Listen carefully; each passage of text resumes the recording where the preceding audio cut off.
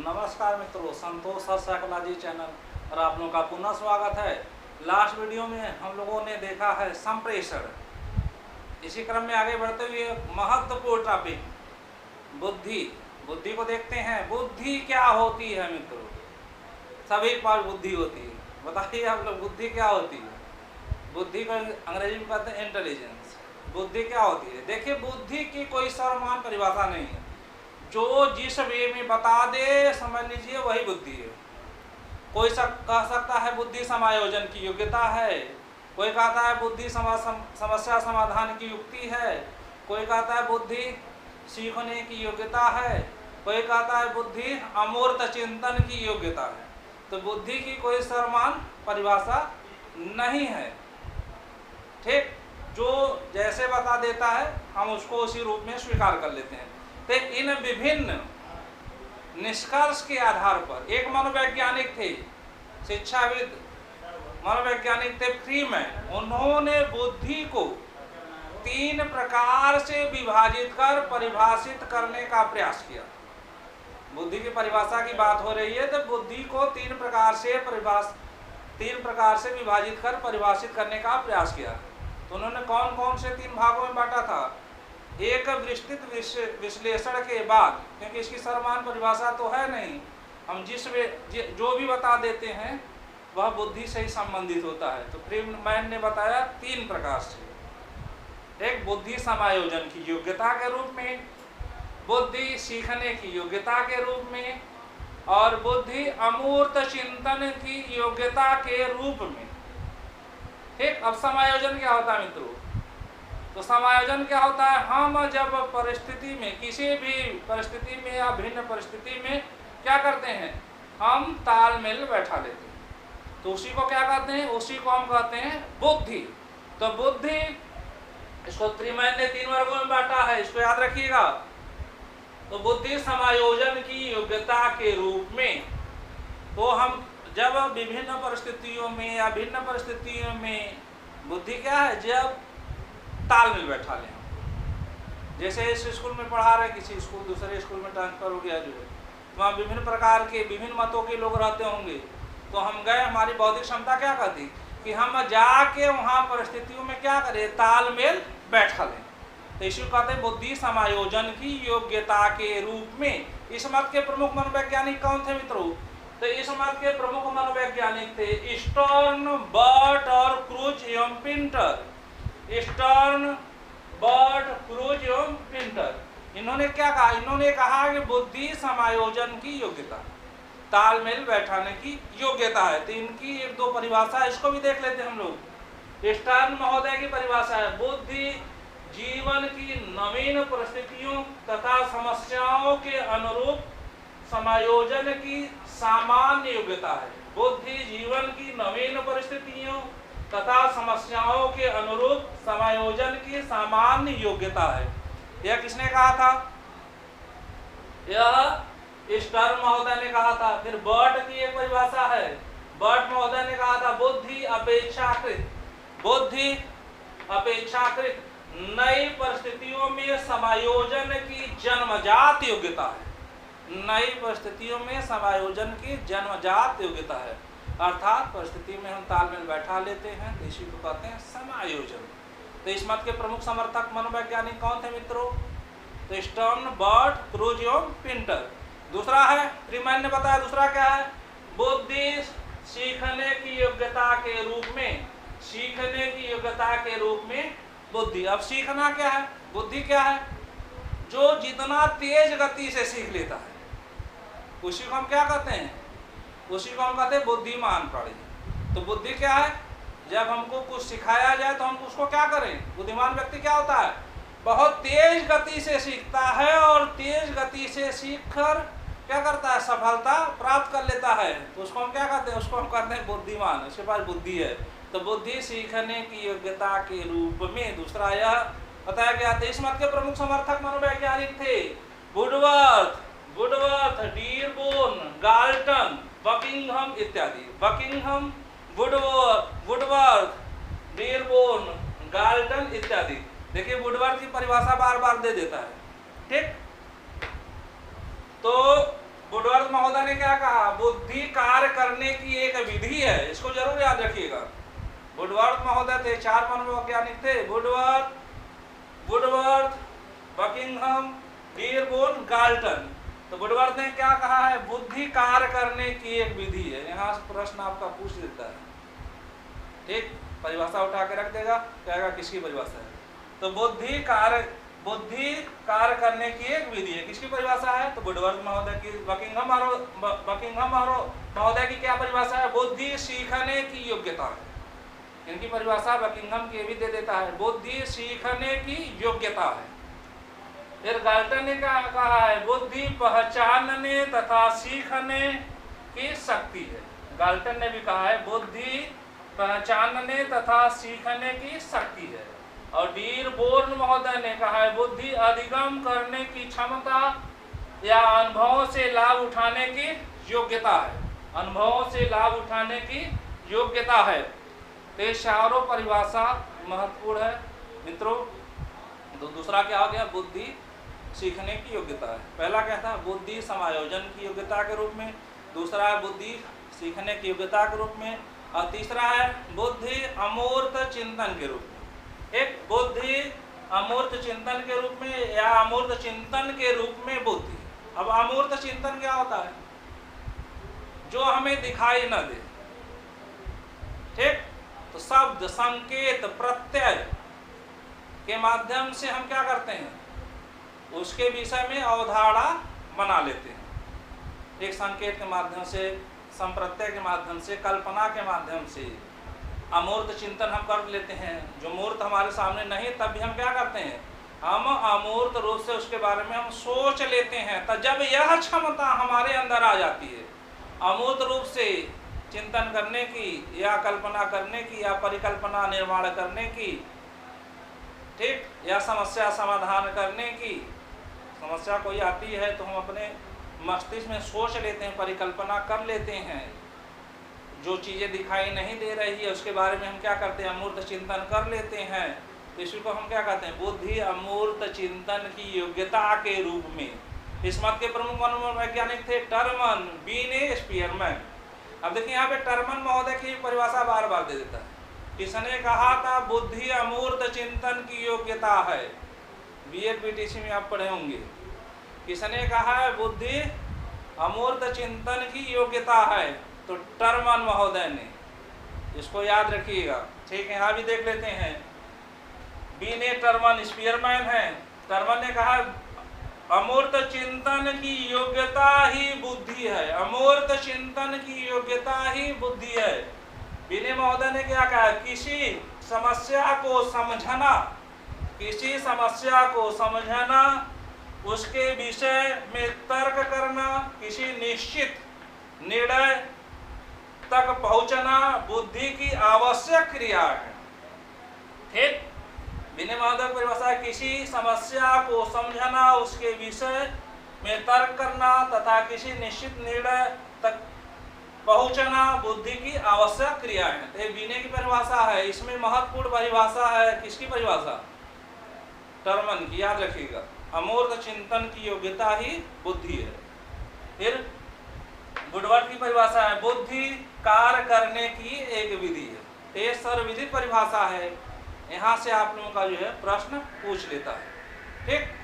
अब मित्रों, अब इसी क्रम में आगे बढ़ते हुए देखिए, इसको हम बुद्धि को 3 पक्ष में हम बांट के वर्णन करते हैं। तो पहला हो गया बुद्धि का संप्रत्यात्मक पक्ष, जिसमें मैंने अभी बताया बुद्धि का अर्थ, ठीक है, बुद्धि की अर्थ, बुद्धि की परिभाषा, ठीक।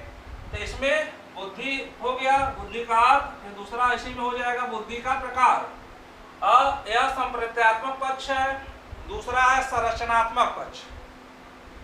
पहला संप्रत्यात्मक पक्ष, दूसरा संरचनात्मक पक्ष।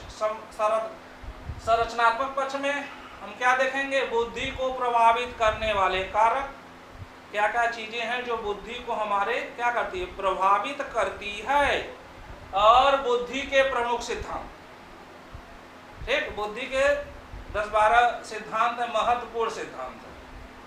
यहाँ से 2, 3, 4 प्रश्न आता है या उसके अंदर से 4-5 प्रश्न आने की संभावना रहती है। तो बुद्धि भी बहुत महत्वपूर्ण टॉपिक है मित्रों। ठीक। तो संरचनात्मक पक्ष में देखेंगे बुद्धि को प्रभावित करने वाले कारक क्या होते हैं, क्या क्या फैक्टर होते हैं जो हमारे बुद्धि को प्रभावित करते हैं। फिर बुद्धि के प्रमुख सिद्धांत। तीसरा है क्रियात्मक पक्ष। क्रियात्मक पक्ष में हम देखेंगे बुद्धि के कार्य, बुद्धि हमारा किस प्रकार से बुद्धि हमारी कार्य करती है। फिर हम देखेंगे मापन एवं परीक्षण, बुद्धि को हम कैसे मापते हैं। ठीक, बुद्धि के मापन की शुरुआत किसने की थी, बुद्धि का प्रथम परीक्षण किसने किया था, बुद्धि लब्धि क्या होती है, बुद्धि लब्धि का सूत्र क्या होता है, विभिन्न जो मापन प्रस्तुत किए गए थे किनके द्वारा प्रस्तुत किए गए थे, तो उसको हम क्या करेंगे, उसको विस्तार रूप से देखेंगे हम लोग। किसमें देखेंगे, क्रियात्मक पक्ष में। ठीक, या इसका मापन कैसे किया जाता है, तो ये भी महत्वपूर्ण है मित्रों। ठीक है, इसी क्रम में आगे बढ़ते हैं। तो ये हो गया आपका जो है बुद्धि की परिभाषा। तो बुद्धि की कोई समान परिभाषा नहीं होती है। फ्रीमैन महोदय थे तो बुद्धि को 3 भागों में बांट के क्या किया, 3 भागों में बांट के परिभाषित किया। बुद्धि समायोजन की योग्यता के रूप में, बुद्धि सीखने की योग्यता के रूप में, और बुद्धि अमूर्त चिंतन की योग्यता के रूप में।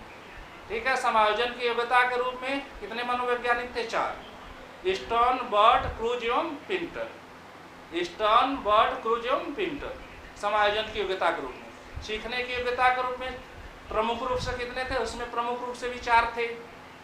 कौन कौन थे, एक बकिंघम, वुडवर्थ, डीरबोर्न और गाल्टन महोदय थे। और बुद्धि अमूर्त चिंतन के रूप में इसमें प्रमुख कौन थे, अमूर्त चिंतन के रूप में बीने, टर्मैन और स्पीयरमैन। बीने का नाम सुने होंगे।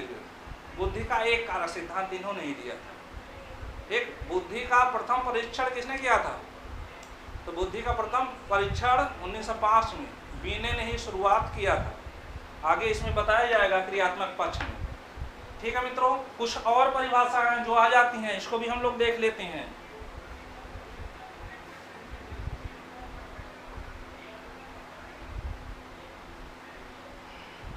एक परिभाषा है बुडरो महोदय की, बुडरो महोदय की। तो बुडरो ने क्या कहा है, बुद्धि, बुडरो महोदय की परिभाषा है। इन्होंने क्या कहा है, बुद्धि, बुद्धि ज्ञान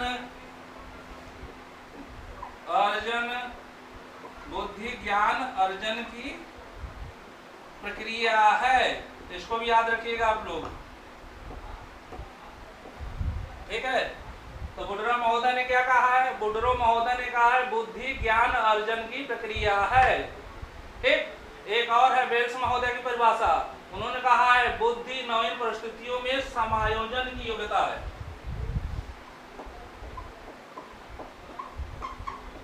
बुद्धि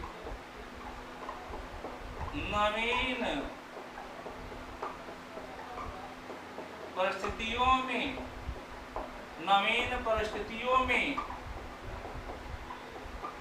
समायोजन की योग्यता है। ठीक, इसको भी याद रखिएगा आप लोग, यहां से भी आपका प्रश्न आया हुआ है। तो बुडरो ने क्या कहा, बुद्धि ज्ञान अर्जन की प्रक्रिया है। ठीक है, वेल्स महोदय ने क्या कहा है, वेल्स महोदय ने कहा है बुद्धि नवीन परिस्थितियों में समायोजन की योग्यता है। ठीक है, किसने कहा है, बुद्धि अमूर्त चिंतन की योग्यता है। अभी मैं बताया किसने कहा है, तो टर्मन महोदय ने। किसने कहा, बुद्धि कार्य करने की एक विधि है। किसने कहा, बुद्धि कार्य करने की एक विधि है। किसने कहा है, वुडवर्थ महोदय ने। किसने कहा है, बुद्धि सीखने की योग्यता है, तो बकिंघम महोदय ने। किसने कहा है, बुद्धि अमूर्त चिंतन की योग्यता है, तो टर्मन महोदय ने। किसने कहा है, बुद्धि ज्ञान अर्जन करने की प्रक्रिया है, तो बुडरो महोदय ने। तो ये समस्त परिभाषाएं मित्रों आप लोग याद रखिएगा। ये जो संप्रत्यात्मक पक्ष में था या किस पक्ष में था, बुद्धि का अर्थ, ये सब संप्रत्यात्मक पक्ष में था। ठीक, अब आगे बढ़ते हुए हम लोग देखते हैं बुद्धि के प्रकार। देखिए बुद्धि के प्रकार, बुद्धि के प्रकार को बहुत से मनोवैज्ञानिकों ने दिया है, लेकिन हम लोग जो है इसमें हम देखेंगे एक थांडाइक महोदय का। जरूरत पड़ने पर एक दो और देख लिया जाएगा आगे। तो थांडाइक महोदय ने बुद्धि के कितने प्रकार बताए? तो देखिए यहाँ से प्रश्न आपका पूछता है।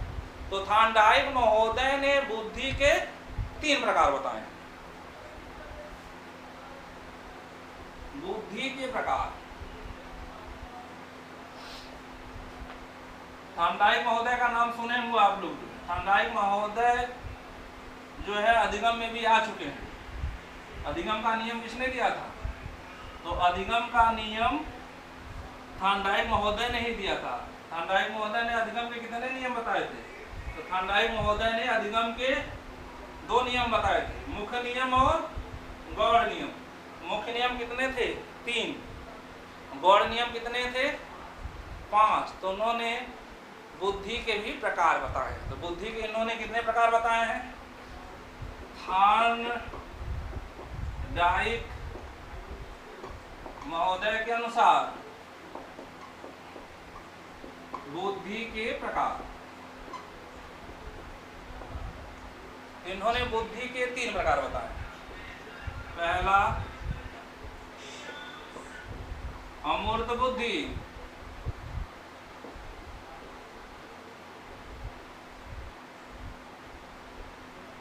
दूसरा सामाजिक बुद्धि,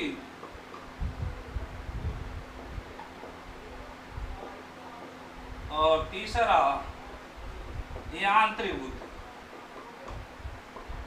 यांत्रिक या गामक बुद्धि, मैकेनिकल या मोटर बुद्धि।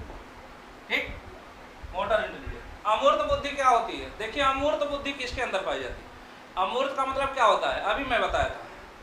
अमूर्त का मतलब होता है जो हमें दिखाई न दे, उसके बारे में क्या करना? उसके बारे में कल्पना कर लेना, उसके बारे में संप्रत्यय तैयार कर लेना।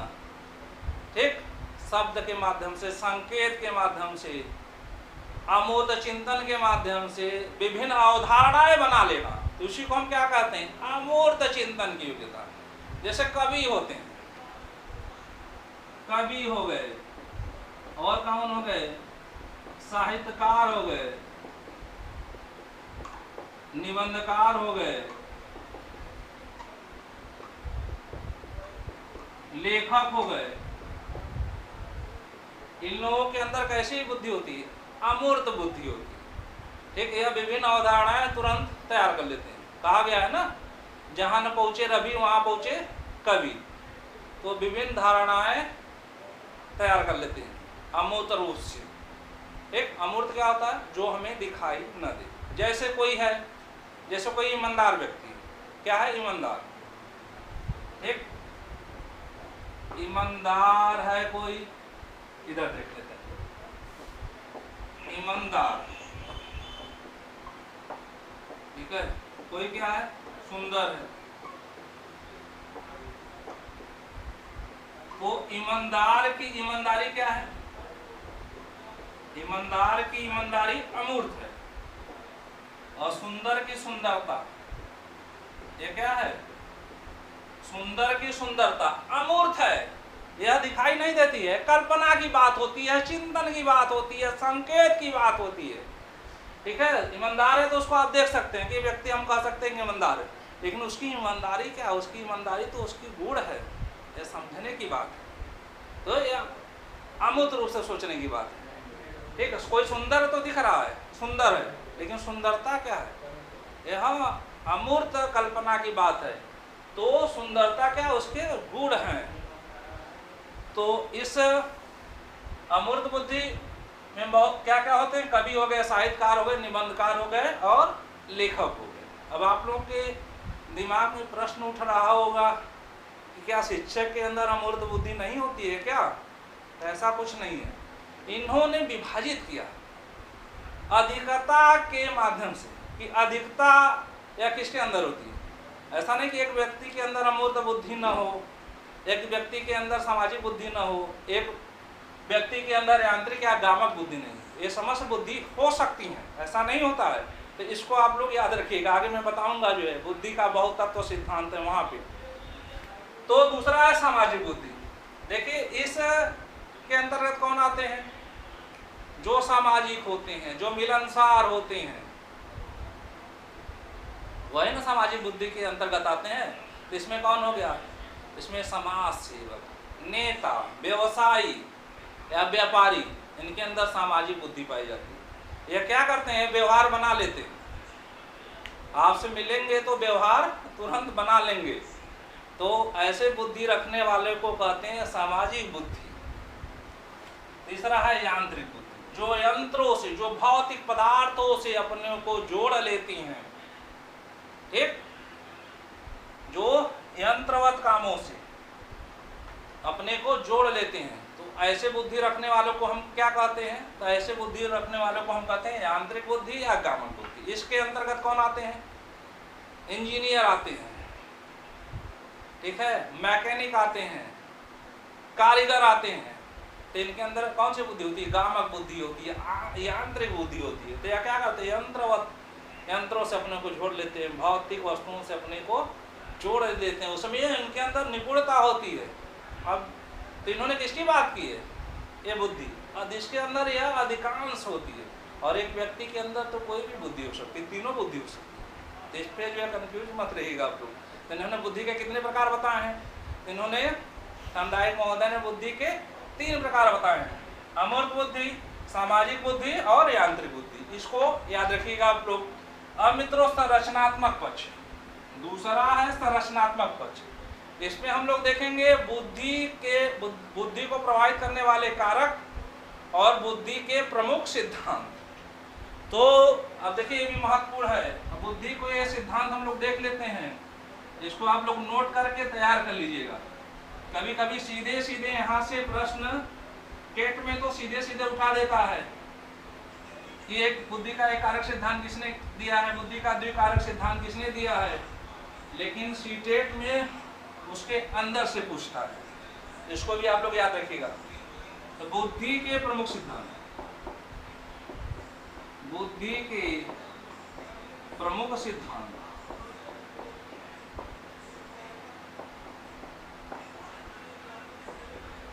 बुद्धि का एक कारक सिद्धांत, बुद्धि का एक कारक सिद्धांत कौन थे मित्रों इसके, वीने, टर्मन और स्टर्म। ठीक, कितने लोग थे, 3 लोग थे, वीने, टर्मन और स्टर्म महोदय। लेकिन मुख्य कौन था, मुख्य वीने ही थे। ठीक है, दूसरा है बुद्धि का, सीधे सीधे लिख देता हूं, द्विकारक सिद्धांत। बुद्धि का द्विकारक सिद्धांत किसका है मित्रों, तो आप लोग जानते हैं, जानते तो सब हैं, स्पीयरमैन। बुद्धि का त्रितत्व सिद्धांत, त्रितत्व सिद्धांत। ये अभी स्पीयरमैन महोदय ने ही दिया था, इसको भी याद रखिएगा। त्रितत्व सिद्धांत किसका, स्पीयरमैन का। और एक है त्रितंत्र सिद्धांत। देखिए यहां से आपका सी टेट में पूछता है, त्रितंत्र सिद्धांत, त्रितंत्र सिद्धांत।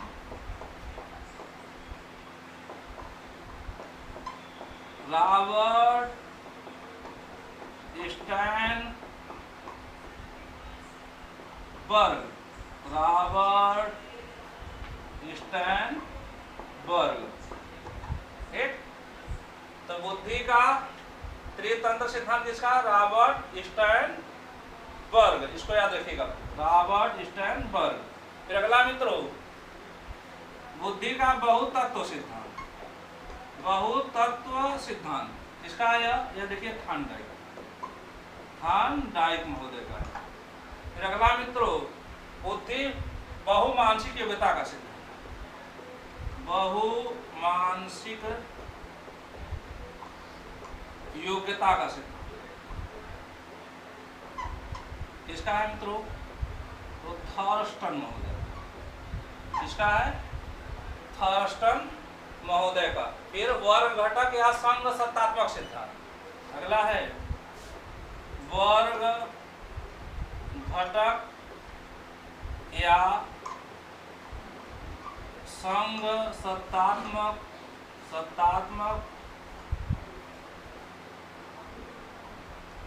संग सत्तात्मक सिद्धांत। यह किसका मित्रों? यह थॉमसन महोदय। अगला है पदानुक्रमिक सिद्धांत। पदानुक्रमिक सिद्धांत,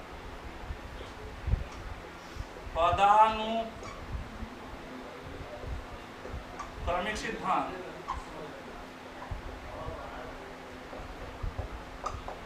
पदानुक्रमिक सिद्धांत किसका मित्रों? तो बर्ट एवं बर्नन। बर्ट एवं बर्नन महोदय का। ठीक, तो बर्ट एवं बर्नन महोदय का पदानुक्रमिक सिद्धांत। फिर अगला मित्रों तरल एवं ठोस बुद्धि का सिद्धांत। तरल एवं ठोस बुद्धि का सिद्धांत। बुद्धि का सिद्धांत किसका है? कैटल महोदय। कैटल का नाम सुने होंगे। तरल एवं ठोस बुद्धि का सिद्धांत किसका है? कैटल का। फिर अगला है बहुबुद्धि का सिद्धांत।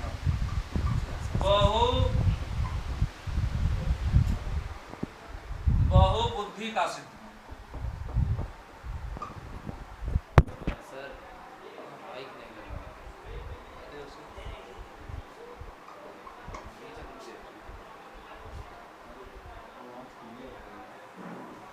बहुबुद्धि का सिद्धांत हावर्ड